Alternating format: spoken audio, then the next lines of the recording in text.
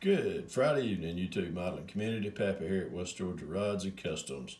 Want to show y'all the final on the 55 Chevy Pro Street build along.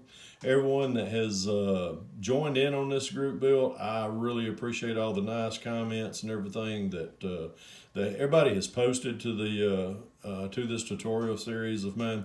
Hope everyone can take something out of this into your benches and onto your benches and into your shops and utilize it in building some of these Pro Street builds that I love to do.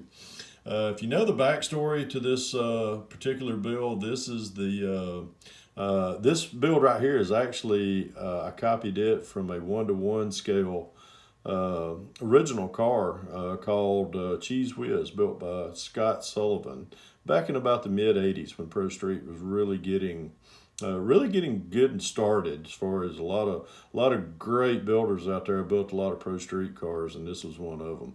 So that's the backstory to it. What I did was take this kit right here, which is a good body, a good 55 Chevy body, and I took it, and I'm going to bring this over to right here, and I'm going to kind of give you a little sneak peek there of the back end of mine.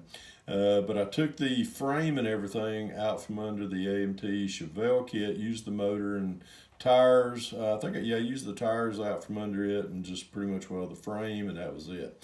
As far as the donation from the 55 Chevy, the body, the body and as far as everything, as far as the interior tub, things like that, that came from that kit. So, anywho, let's get on to the build that I did.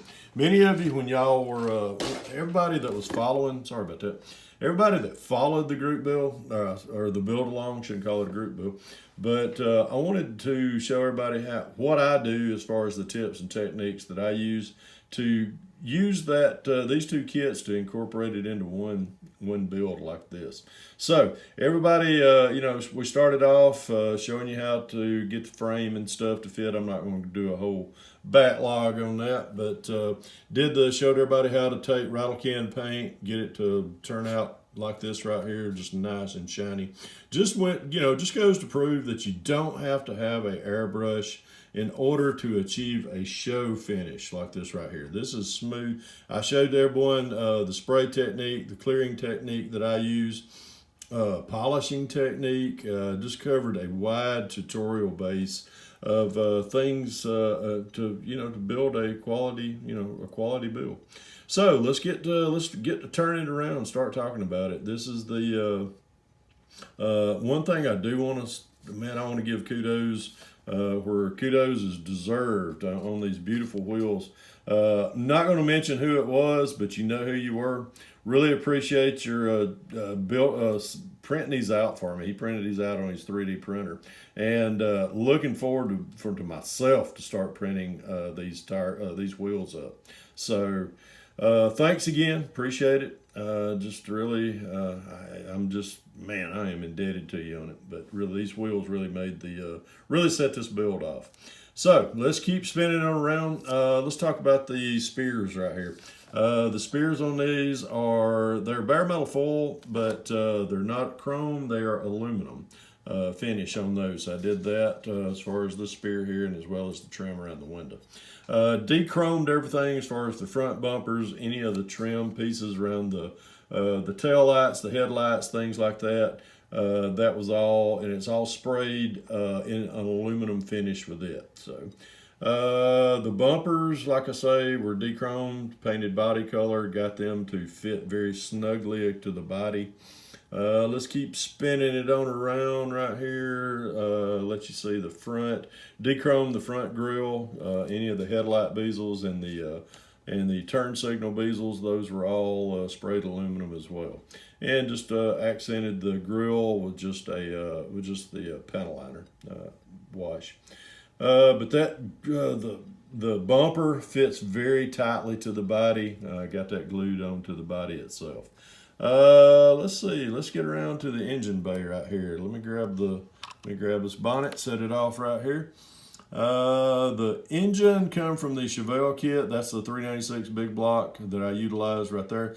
only difference, and when I flip the car over, I'll show you what I did different. I used an a automatic transmission on this build instead of the manual transmission that come with the Chevelle kit.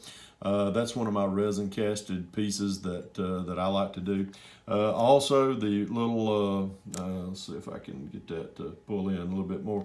The little fan cooler right there, that is on front of the radiator. That is a piece of that I cast also. Just rounding out the engine, 2.4s, used a 4-barrel setups on a manifold that I also was 3D printed for me. Rounding out the aluminum parts by parts, dual air cleaners, the pulleys, and what else did I use parts by part? The distributor, got all that. That's all parts by part. As far as the hoses, those are all Protect hoses and fittings right there. So that rounds out the plumbing and everything. Everything as far as the firewalls from the original Chevelle kit, and these little, as far as the fan, cooling, the air conditioning fan, and the master cylinder, that all come from the Chevelle kit.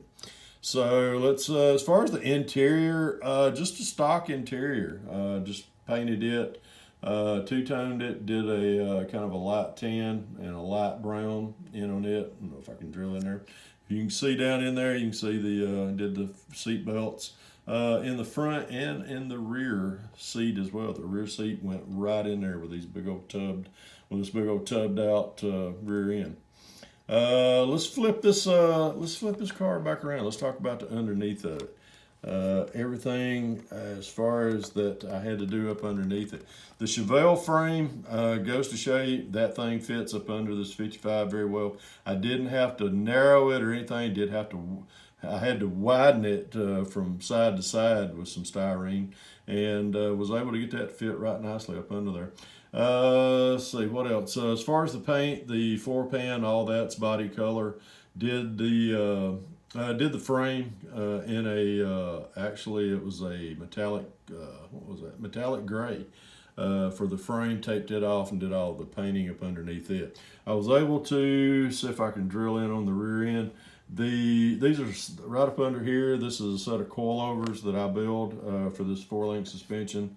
And just custom fabricate those for that as well. Let's keep going on around up to as far as the exhaust. Those are just fabricated out of evergreen styrene, and the K&S aluminum tips and the aluminum tubing that rounds out the exhaust. And the underneath, I use the aluminum tubing on the drive shaft as well to kind of simulate a stainless steel type finish on the drive shafts. And that's the right there, as far as that's the automatic transmission that I opted to go with on that big block.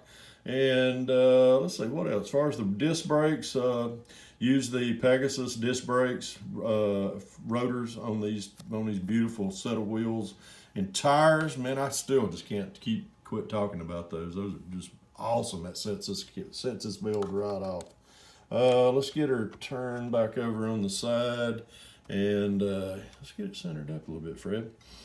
As far as the color, that's all rattle canned. Everything is rattle canned. The only thing that I did airbrush was the interior. As far as that was airbrushed, and that was about it. I could have done it with a rattle can, but I was trying to get a certain not texture, but I was trying to get a certain color, and I only had that available in where it had to be airbrushed. So. Let's get the bonnet back on here. Showed everyone how to polish these things out as far as the wet sanding technique I like to use, and what I like to use to polish all my builds out. But let's give it one more turnaround. I haven't even put license plates on this thing, but everything that I did, just took there's a license plate area right in here, sanded off anything as far as emblems, that was on the trunk. They had emblems right here. It said Bel Air. Just smoothed it up. Could even trim the door handles off. I just went with a smooth finish. Remove the vent window right here. That kind of gives it a little bit more of a cleaner look. It allows you to get down in there and see that interior a little bit more. But let me give y'all one more look around and tell me what you think. And drop me a line down here below and let me know what everybody thinks about this, and appreciate everybody's subscription, appreciate everybody's comments. Everyone that subscribed to my channel, like I say, I hope you've gotten something out of this tutorial series. How to, the tips and techniques. Everybody, I'm not saying it's the right way, but it's the easiest way for this old guy to build things. And I love kit bashing these. So, but anyhow, folks, appreciate it again. Thanks a lot for everybody that joined in this build along, everybody that did build. Awesome builds on your behalf, and can't wait to get another one started here on the bench. Remember, folks, if you can dream it, build it. God bless y'all. Pappy out of here.